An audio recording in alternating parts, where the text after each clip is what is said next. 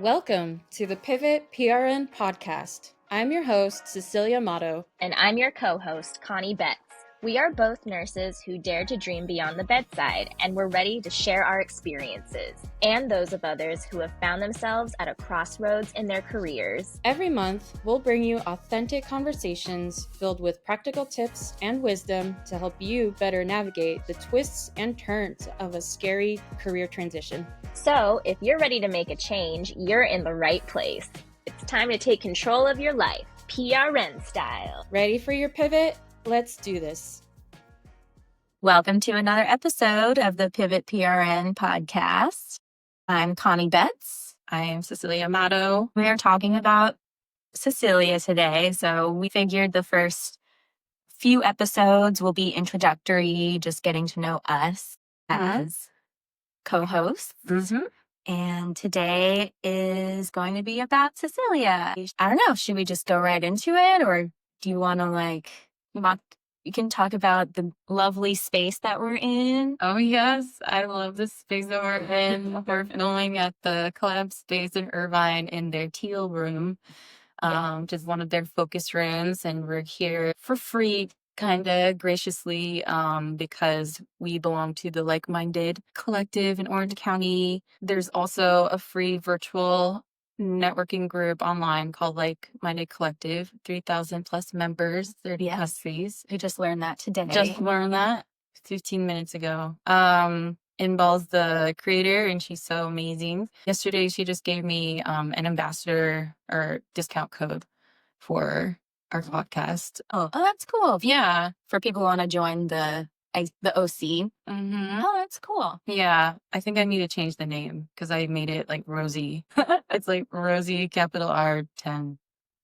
Maybe I'll change that, but that's it for now. Maybe by the next episode it will change, but so use it code now before it changes. Yeah. Stay tuned for the affiliate link. So I guess we'll get right into it and learn a little bit about Cecilia Amato here. I guess if you haven't listened to the first episode, we both know each other from nursing. We were both in nursing school together. We volunteered together. That's kind of how I met Cecilia. But I think we would like to learn a little bit more about you. Like, what is your background? Who are you? And what is something fun about you? Something interesting. It's a big question. It's a big question. My background, I think I went over it in the first episode a little bit, but so I went to UCI nursing with Connie, I think like a decade ago, and have since then just been working as a nurse in Orange County and worked in lots of different specialties, trying lots of different things to see what felt right for me. I think home health nursing has been really great for me, giving me the work-life balance that I want. And it's definitely given me the time to be able to explore like other passions like podcasting or networking. So that's been lots of fun. But right now, so I think it was after the wedding of a friend of ours, I was talking to a guest and she was telling me how she had a remote position. I think this was in 2022. And I just remember feeling really jealous. And so that's how I kind of like went on TikTok to look at like types of remote jobs. And then that's how like being a VA came up. And then I looked at creative VA jobs and like Pinterest came up. So that's how I got into like Pinterest media management, just because it was like being a social media manager, but like without the social part of it and the engagement, which is the part that like really drained me. I just wanted to focus on just like the graphic design. Yeah, so that's how I got to where I am now.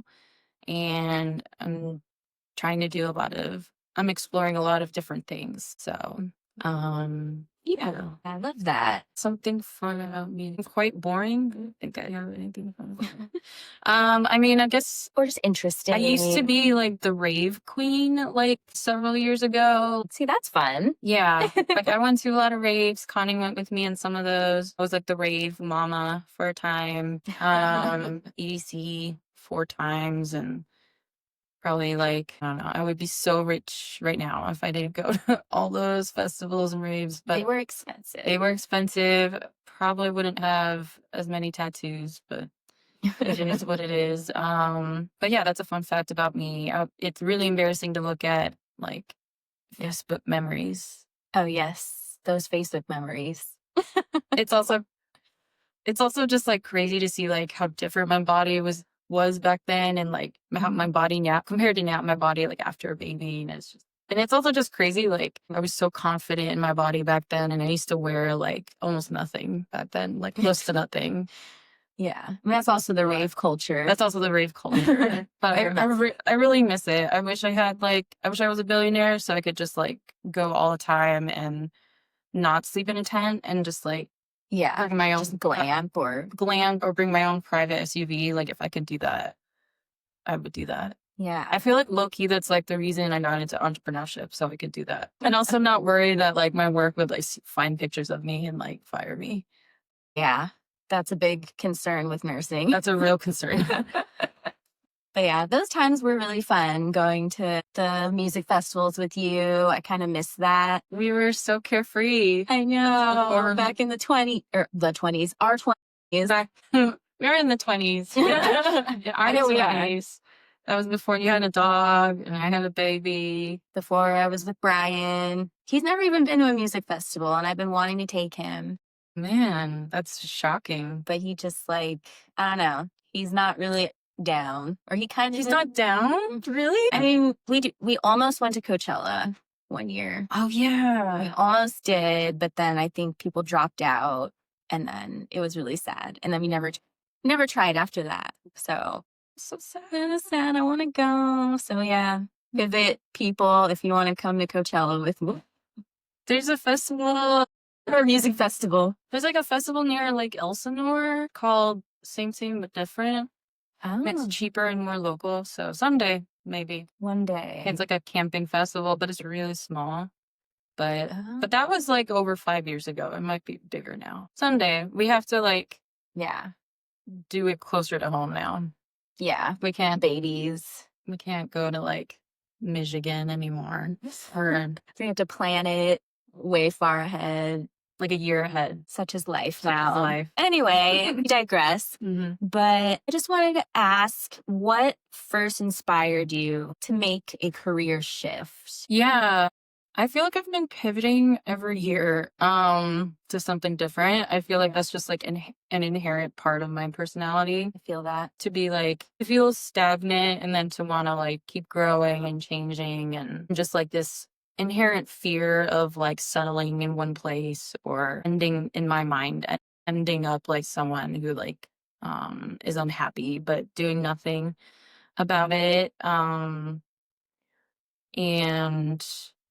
yeah, I mean, I always used to think there was something wrong with me. I just thought that like I wasn't trying hard enough to be successful at like a particular job. Like my first job, kind of like you, was like in ICU, in like a very, very traditional nursing setting, bedside setting, like working with lots of other nurses and doctors and like really sick patients, which is what I imagined I wanted like in nursing school, because that's like one of the hardest kinds of nursing. But I think that was the first time I realized like, okay, maybe it's okay to be different and it's okay to not be suited to certain things. And that's the first time I like made a change.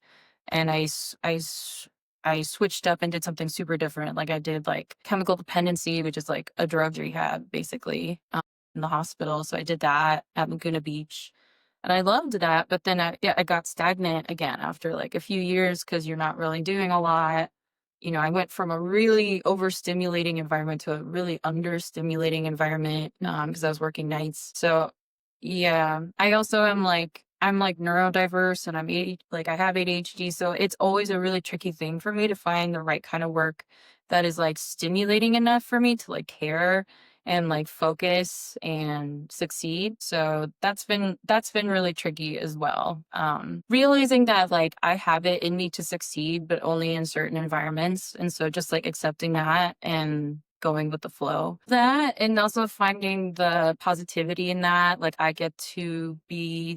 always get to be the most original person in the room because I have really different experiences compared to everyone else. Because usually when I go to a setting, it's people that have been there for a really long time. I'm usually Yeah. the only person with my kind of background. So I usually come up with ideas or thoughts that like most people haven't had, It's good. or like a different perspective. So that's how it kind of started. I always figured like, I spent all this money and time to get a nursing degree. Getting a nursing degree was like soul crushing. Like I almost dropped out at one point. I failed one of my clinicals. I like seriously thought about just getting a public health degree. I went through so much trauma to like get that degree, and I didn't even get into nursing school initially. Like I was refused initially. Like I had to like be a different major first and then reapply as a different major. So it was so hard to get that degree. So I did everything I could for like almost a decade to try so many different types of nursing until I could find one that fit well for me. And it took a long time. And I think I've found one that I like now. Um, but yeah, that's pretty much how it all started. Just really it was just like my mental health. It was like I had to find a good fit or just learn to live with anxiety and depression or find a nursing job that fit me. So that's kind of what started it. So it seems like, going back to Pivot, the theme of our podcast, it seems like you have done a lot of pivoting over the years. You pretty much pivot all the time. Pivoting Constantly. Pivoting professional. Yes, she's a pivoting pro. Pivoting pro. So you are perfect for this podcast. Yeah. I'm the perfect host for this podcast. Yeah. I mean, going back to talking about neurodiversity, can you talk a little bit about that? Like, what is that? And how did you find out that you were neurodiverse? Yeah. I knew so I wanted to look at some neurodiversity. So it's actually really funny. I was talking to a mutual friend of ours, and he was telling me how he has ADHD, and that really surprised me because he's a really quiet person. But yeah, I forgot how we got on that conversation. But he was telling me that he has ADHD, and I was like, really? Because it's not anything like I thought it would be. I always thought of ADHD as being like someone really loud, someone really uncontrollable, like another mutual friend of ours that I can think of off the top of my head. Yes, I think I know who you're talking about, but yeah, just like someone impulsive and kind of someone who's like all over the place, like high energy. And so I asked him like, how did you know you had it? And he said, oh, well, when I drink caffeine, it makes me really tired. And I was like, oh, that's weird. And I was like, that's me too. Like when I drink coffee, I get tired. And he said that's a trait of like ADHD. So I thought, oh, that's interesting. So then I researched it, and then I realized that ADHD presents differently, especially in women. In women, it goes undiagnosed longer because in women, it tends to present as someone who's like inattentive versus hyperactive. So in males, it presents more as like hyperactivity or being like loud or over talkative. In girls, it can actually be the opposite. You can be like quieter because you're inattentive. It just means that you're more forgetful or your thoughts are more disorganized. So that's why it takes longer for you to speak, or it takes longer for you to and for women are really good at training themselves to like mask or to learn how to blend in a lot better. Women are more skilled at like blending in socially than like men do. So I thought that was super interesting. And there's a big spectrum of like neurodiversity. And then what really that diagnosis seemed official for me in my mind was talking to another friend of mine who has ADHD, and he recommended his practitioner. So I went and I saw her. And I did all these tests to confirm if I was, and I like scored super high for like all of them. Like they would give you this test of like, they would give you on this paper, they would have like numbers, but they were scattered kind of like a constellation of stars. They were scattered all across the page, but they were all numbered. They were different numbers, like 1, 2, 3, 4, 5, but they were all like all over the place. And they would time you to see how fast you could connect it in order. Like 1, 2, 3, 4, 5. You know what I'm saying? Like, so they would record you. And if you can do it faster, like if you do it really fast, it means you have like ADHD. If you don't have ADHD, it takes you longer. Because with ADHD, your vision, you can't focus, but you see the bigger picture. It's like being farsighted. you can like see things from far away really well, but nearsighted, you like can't focus really well. So because my vision, I can see everything very crystal clear. I could see immediately like 1 is here, 2 is there, 3 is there, 4 is there.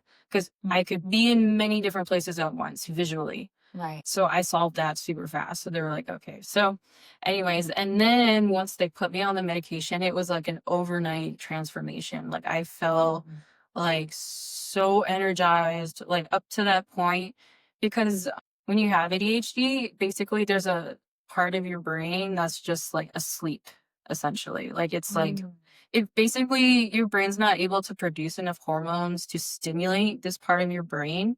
So that part of your brain stays asleep. And it's like the part of your brain that can understand time or understand consequences or, like future thinking. But that part of your brain stays asleep. So you can't do future thinking. you can't do like future thinking. You don't see like the consequences, the long-term consequences of the actions. So you only see the present and you can't see the future. The Pivot PRN podcast is proudly sponsored by Nova Nails, your premier destination for high-quality, semi-cured gel nail stickers and essential nail tools. Founded by the inspiring Priscilla, with whom I had the pleasure of meeting at a like-minded collective event, Nova Nails is an empowering brand led by an Asian American female entrepreneur. As a busy mom, I understand the challenges of finding time for self-care. Visiting a nail salon can be difficult, especially when arranging childcare. That's why I love Nova Nails at-home do-it-yourself gel manicure kits. With these products, I can achieve salon-quality nails at a fraction of the cost, allowing me to look and feel professional at networking events. The durability of their products is remarkable. They last up to 3 weeks, empowering me to be my own nail tech. Take advantage of our exclusive discount code PIVOT10 and receive 10% off your first order at nova-nails.co. Elevate your style today and make sure to use this code before it expires. So then once you take medication, it wakes up this part of your brain. It's kind of like drinking coffee in the morning. You're like, oh, I'm awake, but before that, you just can't mentally think very far. It's like, it's the feeling you get when you first wake up in the morning and you're super cloudy, but it's like that all the time with ADHD, at least for a woman. So you just feel tired a lot or unable to focus or just like you forget things easily. So when I took my medication, it was almost like I was taking an espresso shot and I was like awake for the first time in my life. Like I could remember things clear. Like I was so clear, like mentally so clear. So it was incredible. And my social relationships improved because prior to that, like it was so hard for me to stay present in conversations. My mind would always drift when talking to people. So then I would not offer much in the conversation. I would always get distracted thinking about something else while they were talking. And I still do that. It's hard for me to stay focused or to watch a full length movie. So my friendships improved. And then because I could see the consequences of my actions, I feel like I was a lot less impulsive. So before I was on my medication, that's when I was I was constantly going to festivals. I was constantly going to raves because it stimulated me and made me feel alive because I felt asleep without it. I felt like everything was dull and gray. And then once I was on the medication, that urge to and go to these big events just went away. I just didn't want to go anymore. Oh, just Because I was like, oh, I'm good. I'm good. I don't need that anymore. Then those situations became overstimulating for me because I wasn't because now I'm internally stimulated enough to focus and feel content, instead of restless, So that's interesting because I do remember you were going to music festivals all the time, and then suddenly you just stopped. It wasn't even oh, I'm gonna go to one here and there. Yes, full stop. So I was like, whoa, that's a lot of restraint. Yeah. It was like a personality change overnight. I was like, I'm good. I don't need that anymore. I'm happy. I can be content now, That's interesting. And so, yeah, ever since that experience, I have so much empathy now for other people, because I feel like there's a lot of really undiagnosed people who just struggle with life. But like, I feel like if they had my experience of being put on the right meds, then maybe, I don't know, like what would happen? How would their lives look differently? You know, there's To like level up. you level up and you see these like celebrities that like make these huge mistakes in the public, and a lot of them have ADHD. And so like it always makes me think like if they treated if their brain chemistry was just a little different, would they be making those mistakes still? You know, so I have a lot of empathy for them because I've been in that cloudy place before of feeling not satisfied and like constantly looking externally for like happiness. So I yeah. feel like a lot of people could relate to that. I think even myself, I like have issues like just being still, or like I always feel like I have to travel or I have to be like doing something, like new experiences. Right. And then my husband's just like, why can't you just, you know, chill? So I feel like a lot of people can relate to that. Maybe people are on that spectrum of like, maybe they're not full on ADHD, but it might be just a little bit, you know? Yeah. I mean, yeah. And I mean, there's a part of me that is always longing. I mean, inherently, I think in my personality, there will always be a part of me that like always wants to travel and always wants something new, but I'm able to like tolerate the discomfort a lot better of not going places and doing things. Right. Like when I was on my maternity leave, I wasn't on any medication or very little. And it was like so hard, like for me personally, being at home with the baby, because I was like, you know, like all I wanted to do was like get back to my old life and like do something other than be home every day. But because I wasn't getting that internal stimulation from my meds, I started reverting to my old thought patterns and like looking externally, like, oh, do something. I need to get out. I need to do something to feel content. But then now I'm back on my meds. I feel like I actually enjoy motherhood a lot better because now I feel content. I'm getting the stimulation that I need internally. So now I can be still and like appreciate what I have. So Yeah, that's amazing. I know we got off topic a bit. But yeah. Yeah. But I think it's a really important conversation to have because I feel like it's underrepresented or not talked about enough. Yeah. Yeah. I mean, I really do feel like society as a whole would be so different if like we understood psychology better, if we understood the psychology of criminals better, or kids that don't, people that like underperform, or a lot of times they do it because they can't help it. Like they just can't, they don't understand, like their brain chemistry won't let them, so I don't know. So I have a lot more sympathy for people in general when they mess up or make mistakes. A lot of times it's just like they can't help it. They don't know better, so. Yeah, exactly. But going back to career stuff, what was the turning point in your nursing career that made you realize you want to transition out of it? Yeah. I feel like I had a number of different traumatic experiences in nursing. There's a term that they use with veterans called moral injury, which is a term that also applies to nurses, where it's like a type of PTSD where something will happen that makes you be really disappointed in yourself because you're like, that was not a situation where like I am proud of myself. Or like an example would be like if a veteran went to war and say his died, and you felt it was your duty to protect him and prevent that from happening, and yet he died, and then carrying that with you. So like that's moral injury because you failed to live up to the standards that you hold for yourself. So like I won't get super into like what I went through, but I had like a number of experiences like that where I just felt like this is so traumatizing. I can't I can't control the outcome. I think was what really got, like, it was heavy on my soul Like I had collected all of these experiences and memories.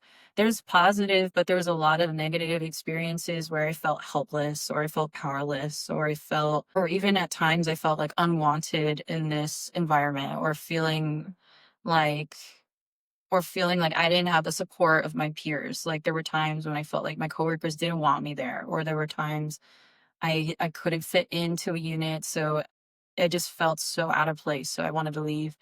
Or even just, failing one of my courses in nursing school, like that was a huge trauma for me because then I felt like, what am I doing here? I don't belong here. I'm not as smart as my classmates.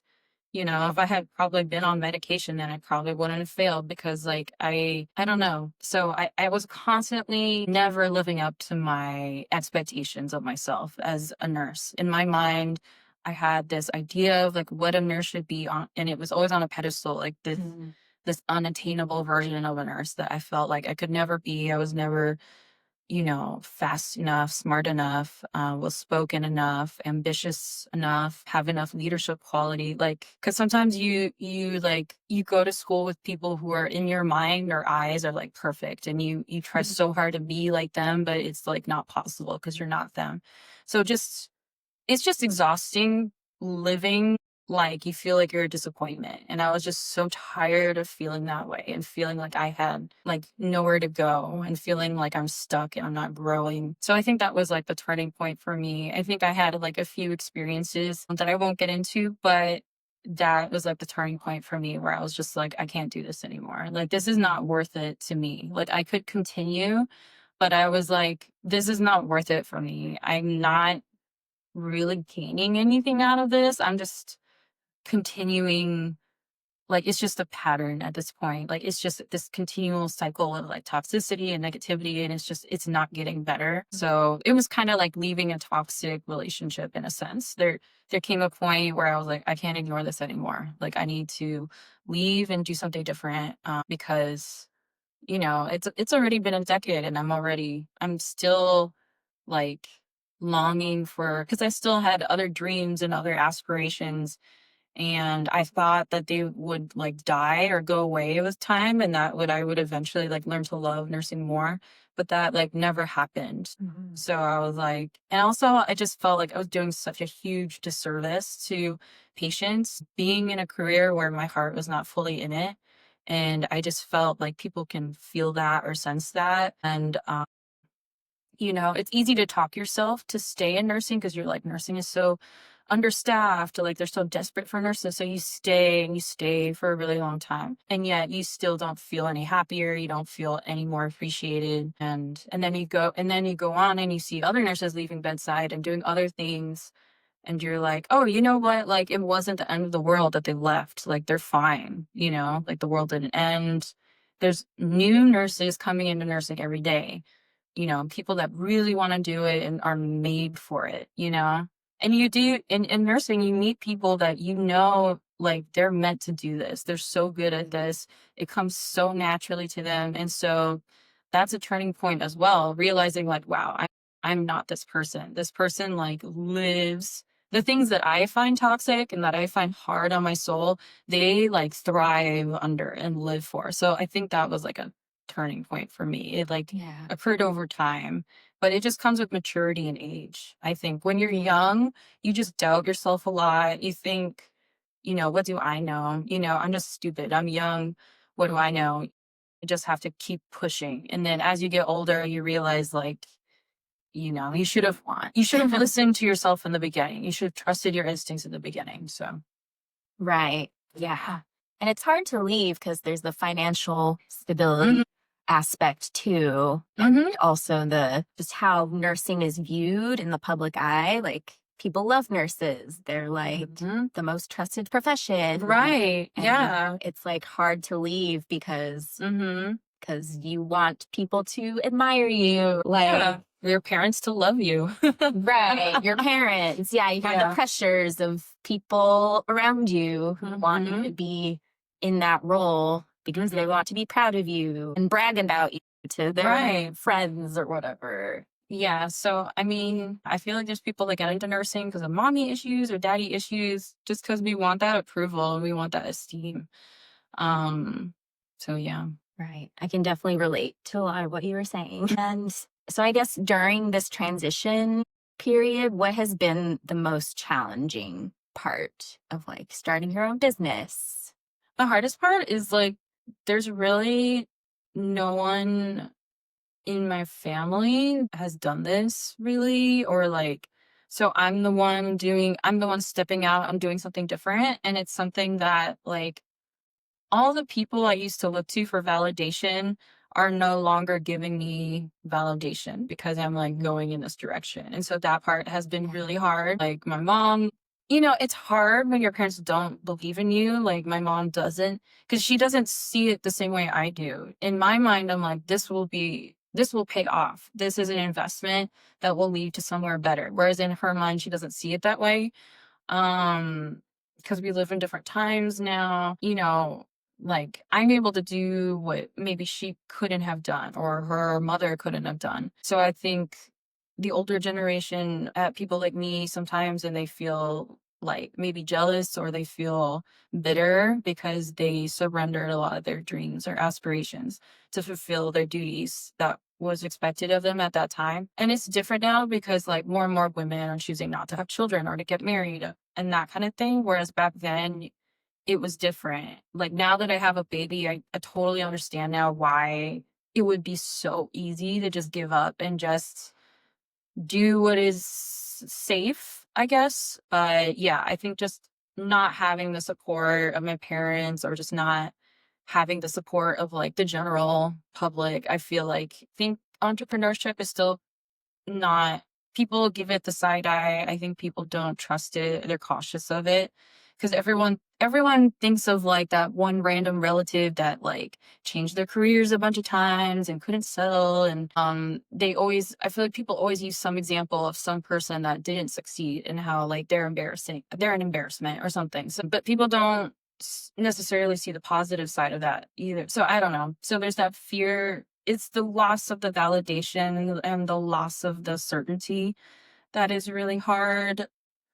But yeah, but I also don't want to live life like without regrets. And I know for a fact that my mom has regrets. Yeah, I definitely agree with that. It's been really difficult to transition careers just because everyone sees me as this one identity and it's hard for them to, I guess, reconcile. Like it confuses them. I'm staying for myself, but I'm very much a people pleaser. And like, I don't want people to be confused by me. Like I want everything to be like good and groovy. Yeah. So I think that's been really hard for me. But I'll talk about that more in my episode. Do you feel like your nursing skills have transferred to your business at all, or like starting your business? I think so, because I feel like if I didn't have the nursing experience, I would have quit, I think, a lot earlier, because I think nursing teaches you to like persevere, and it teaches you that like you are capable of hard things. Like you are capable of coming through like really hard things or trauma or things like that. So like anything that I feel on this journey is really small compared to like other things that I've been through prior as a nurse. Like failure doesn't scare me quite as much because I have failed really big time like in my past. And so this isn't that big a deal compared to that. And also I think nursing just makes you super accountable and it makes you super responsible. Others, it teaches you to think of your team, like to think like a team member and to see the bigger picture of your actions. Like you have to be super honest as a nurse because that's how you solve problems faster. Like you learn as a nurse, you cannot work alone. Like you have to work as part of a team, that there is no problem that can't be solved with a team or with working with others. So I think that has been helpful because sometimes as an entrepreneur, you just want to like isolate yourself and also not admit when you're struggling to other people. But nursing, like you can't do that. Like that was one of the things I struggled with as a new nurse. I think in my first year of nursing, I wanted to always keep things to myself. If I was struggling or if I didn't understand something, I kept it to myself. Because I didn't want to admit my flaws to other people or admit like I didn't understand something.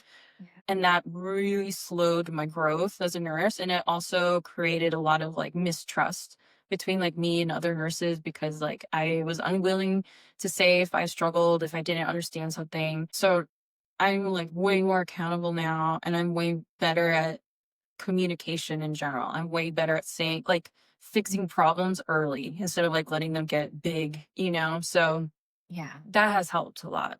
Yeah. Nursing definitely teaches you that communication. Like if you don't communicate, like the outcomes can be catastrophic. Yeah. Like sometimes. someone can die. Like if you neglect to communicate something, someone could get hurt, something like information is so important, and communicating yourself clearly is really important. And like, and you don't get to be selfish in nursing. Like you have to show up.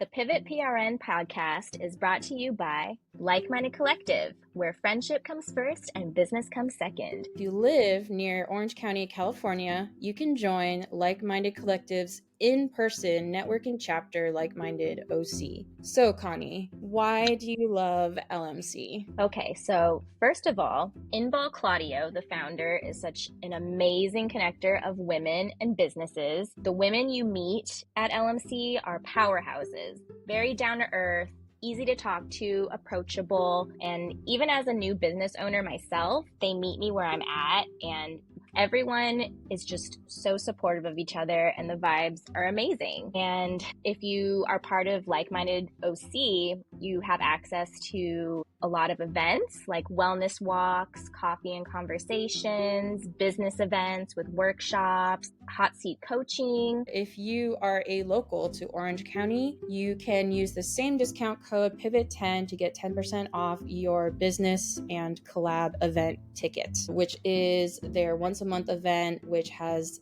the most women and has a really great workshop. Go to likemindedcollective.com and sign up now for an in-person event. And put yourself aside and like get the job done. I think, you know, entrepreneurship is like that. Yeah. Nursing's definitely more high stakes, I feel, than like you're a VA and you just like post something Right. for someone. Or just like a typo. Or there's a typo, like a spelling error. But I do feel really down on myself when stuff like that happens. I'm like, oh my gosh, why did I do that? Yeah. What surprised you most about switching your career? I'm surprised at how hard it is to learn new things. I would just be like, oh, okay, I'll just like learn a new skill. And then, or I was surprised at how much you have to know to have a business. I didn't realize how many hats you have to wear and like how many skills you need to have and how many platforms you need to know how to use, and Always learning. like you have to be really tech savvy. Like you have to be really, and also you have to be really willing to like look like a beginner in front of others, and because you have to DIY a lot. And so it's really hard to present something imperfect to other people. Yeah, I think that part was surprising because when other people do it and they're visible on social media, you're usually seeing them maybe after they've been doing this for a few years and they've ironed out the kinks. So they look very polished, I guess. And then when I did it, I was like, this is not polished. Like this is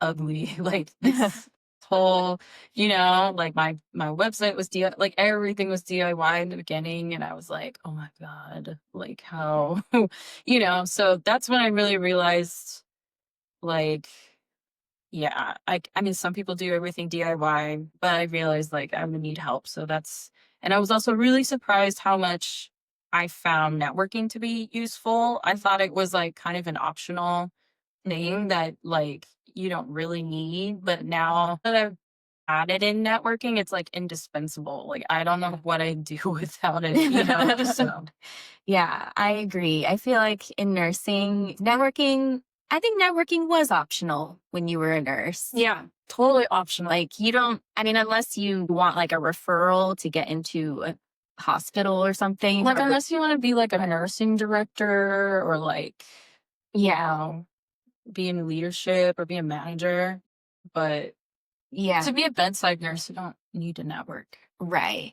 But as an entrepreneur, I think it's really important to have those referral partners to be able to get more clients. And that's how I get all my clients is I know some people do this networking group, and I mean, you've referred me to people too. So Right. it's like, Yeah. it's a lot about meeting people and your relationships. So I think that surprised me too. Because especially so early on, like you don't really have any skills, like, or your skills are not there, you know? So in the beginning, it's truly just like a leap of faith in trusting someone based off just their character and knowing the history of that person. You know, like I know the history of you, and I know I've known you for like many years, so I can vouch for you. You know what I mean? So yeah, like the person you referred me to only wanted to work with me because she trusted you. yeah, exactly. And like I was brand new, like I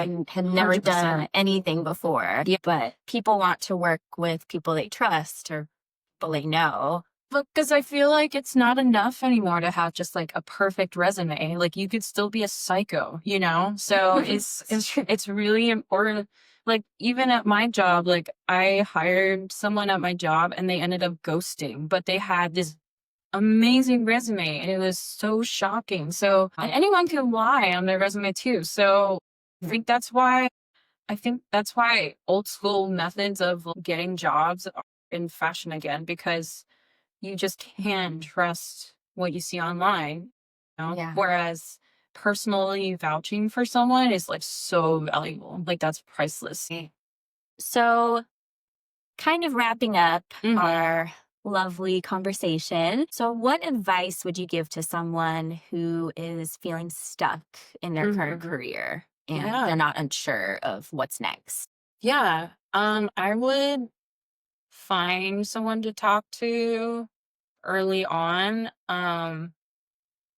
Because when you're in that searching phase of like figuring out what I want to do next, it's really easy to fall prey to like programs online or courses online that kind of like prey on people who are like looking for a way out of their career. Because I remember I took like different courses in the beginning because I was like, I don't know what I want to do. And then these programs promised that I would like make all this money and have all this independence. And then I did it and that's not what happened. Like, you know, the market was already oversaturated with this skill already, or, you know, so it's better to talk to someone in the industry that you're looking at so they can give you the reality. Because online, they always give you this like picture perfect fantasy of what your life could be. And it's easy to just like hand over your money to someone who seems to have all the answers. So I would talk to someone that you trust and who you know will be honest with you, and then that way they'll set you straight. Like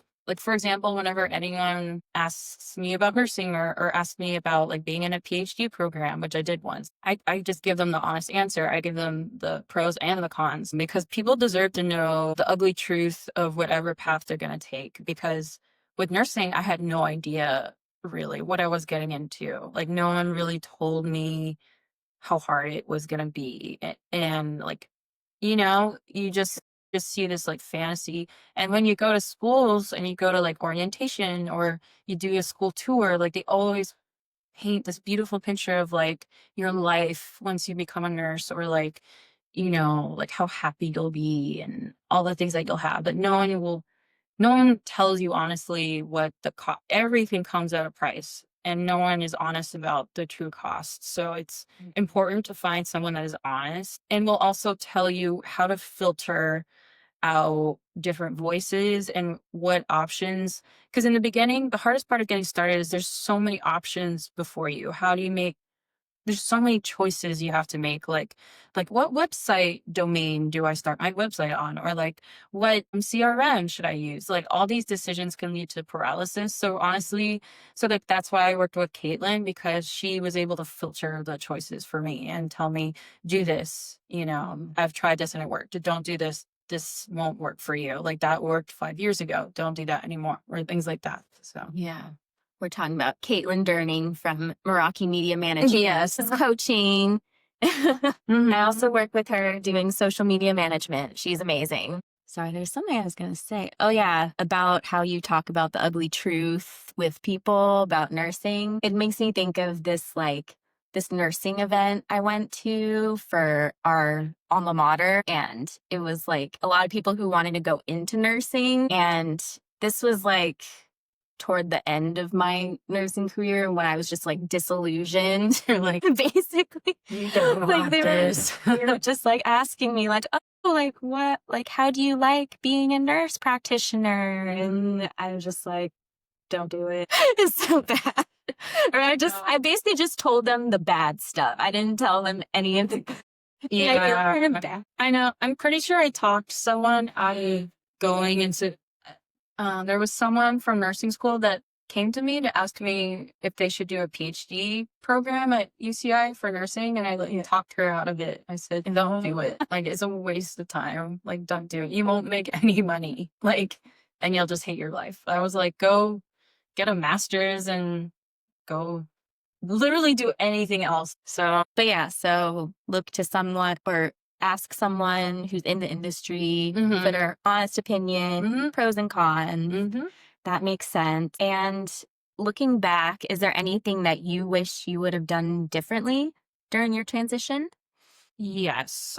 Like, trust your instincts, because I feel like I wasted a lot of time and money on like things that I thought would help me succeed faster, or I fell prey to like other people or programs that promised like shortcuts, and there was no ROI from it. And so I regret that. So I wish I had been more conservative with my choices, trusting that I know what's right for me, because you're not going to do things the same way as someone else, and it's okay to not take their advice. And if something feels too good to be true, it's usually because it like is. Bought into this like business accelerator program, but it was like 15 grand or something.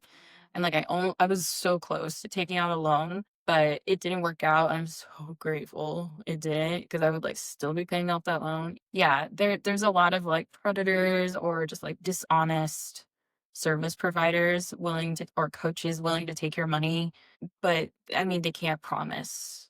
There are no promises. No one can promise you anything. So I wish I had started very small. I wanted to like jump ahead of where I currently was, and it wasn't good. It was too soon. And also, I wish I had been more honest with my husband up front. I was like hiding a lot of things from him because I didn't want him to judge me. And then whenever I wanted to invest in something in my business, I like always kept that secret to myself. I never shared like, this is what I'm spending my money on, or like this and that. I'm still kind of secretive because I'm still scared of his judgment, but I'm learning that honesty and transparency keeps you from making big mistakes, that I like regret now. So I think transparency with your partner and the people around you, it's really easy to not talk about what you're working on. It's easy to just like not include friends and family, but it's also important to include them because they will tell you if something's fishy, or they'll tell you like, sometimes some judgment is good because it keeps you from just like being in la la land. So, like, you need your feet on the ground. You need someone to tell you like, this isn't right, or feels off, So being more transparent with your friends and family isn't always a bad thing. That's something I'm working on, at least with my parents. Yeah. But you do want to protect yourself from people who are very judgmental, like family, like well-intentioned family or friends who leaving nursing, they like will freak out because they're like, oh my gosh, what about the money? What about this? Yeah. Like all this kind of scarcity mindset. So it's kind of like, it's hard to balance. At the very least, the people closest to you are the ones that deserve to know. Like, I wish I'd been more honest with my husband about like what I was doing. And the first year I was in business, I like spent a lot on like coaching, and I spent a lot on like a social media manager. And like, I like kept that a secret from my husband. So now, but later I told him like what happened, and I was like, oh my God, babe, I had a loss in my first year. And I thought he would freak out, but he actually didn't freak out. He had good like advice for me. It didn't scare him as much as I thought. So yeah, just be really honest with your partner, and your partner will love and understand you and never judge you. So Yes, if they're good partners. Is there a good That's pretty much it. That's our podcast for today. Do you have anything else you'd like to say? Anything you want to shout out? I guess thank you, Collab Space. Thank you, Like-Minded Collective, Orange County, for having this co-working space and letting us record here. Yes, it's really cool. Absolutely. Thank you. So thank you very much. Bye. Bye, pivoters. Pivot PRN. Keep on pivoting. Keep on pivoting. Thanks for tuning in to this episode of the Pivot PRN podcast. We hope today's conversation inspired you to take the next step in your own pivot journey. Remember, every big change starts with a single step, and we're here to support you the whole way. If you enjoyed this episode, don't forget to subscribe, leave a review, and share it with someone who's ready for a change. And if you're looking for more insights, tips, or community, follow us on Instagram at Pivot PRN Podcast. Until next time, keep pushing boundaries, and remember, it's never too late to pivot.